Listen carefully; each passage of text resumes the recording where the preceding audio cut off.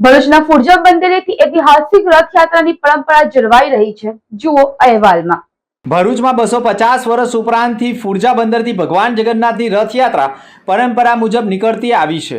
તે સમયે ભોઈ સમાજના લોકો કામ કરતા અને બપોરના સમયે હાલ જ્યાં ભગવાન જગન્નાથજીનું મંદિર છે ત્યાં ભોજન બાદ આરામ કરતા હતા.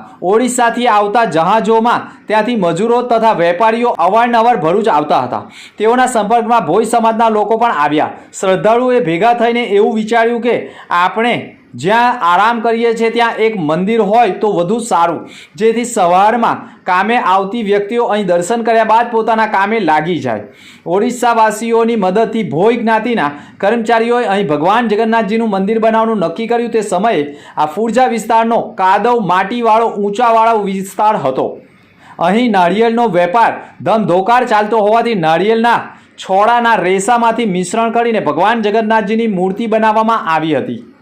લોકવાયકા એવું પણ છે કે ભગવાન બલરામ અને બહેન સુભદ્રા તથા ભગવાન શ્રી કૃષ્ણની ભવ્ય પ્રતિમાઓ તૈયાર થઈ છે.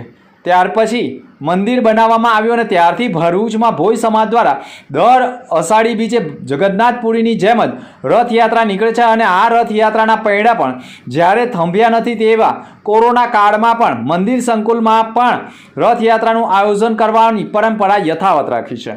અમદાવાદ પહેલાં ભરૂચમાં સૌ પ્રથમ વખત ફુરજા બંદરથી ભગવાન જગન્નાથજીની રથયાત્રા નીકળી હોવાનું લોકવાયકા રહ્યું છે. છેલ્લા 250 વર્ષથી સતત ફુરજા બંદરથી ભોઈ પંચ દ્વારા અષાઢી બીજના દિવસે ભગવાન જગન્નાથની ભવ્ય રથયાત્રાનું આયોજન કરવામાં આવે છે.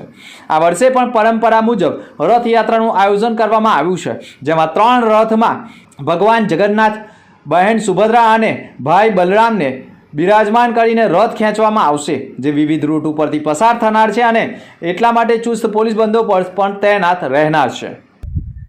जगन्नाथ भगवान की जय। भरूच स्थित मां नर्मदा किनारे अति पौराणिक અને પ્રાચીન મંદિર ભગવાન શ્રી જગન્નાથ ભગવાનનું મંદિર આવેલું છે.